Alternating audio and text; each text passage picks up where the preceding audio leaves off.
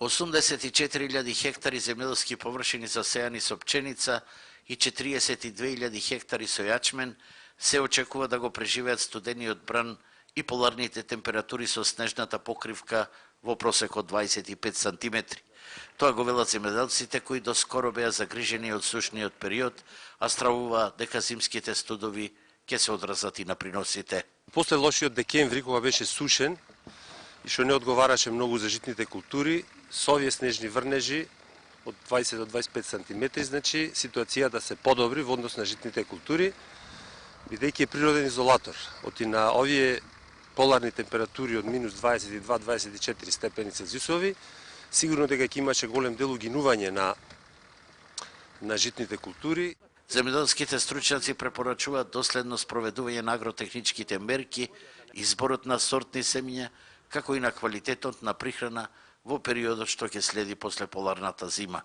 На територија на Република Македонија се паднати 20 до 25 сантими снежна покривка, кои што ќе помогнат во издржување на коленцето на братење кај пченицата, што значи дека нема да имаме угинување. Како Агенција за поткрепување на развој на земјоделството советуваме навремена и правилна обработка на површината, потоа избор на селекциониран и сертифициран семенски материјал кој што ќе биде и предмет на субвенционирање за краток временски период и на крај примена на сите агротехнички мерки.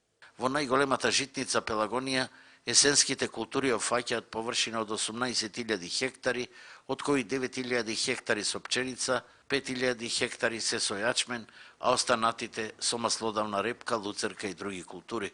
Утрово во 7 часот, тука температурите изнесува минус 22 степени Целзиусови. Ниските температури во Пелагонија ова утро достаса до минус 22 степени Целзиусови. Сепак, стручњаците смируваат дека снежната покривка од над 30 сантиметри ќе ги заштити есенските култури кои се наоѓаат на парцелите и барем засега нема никаков проблем околу нив.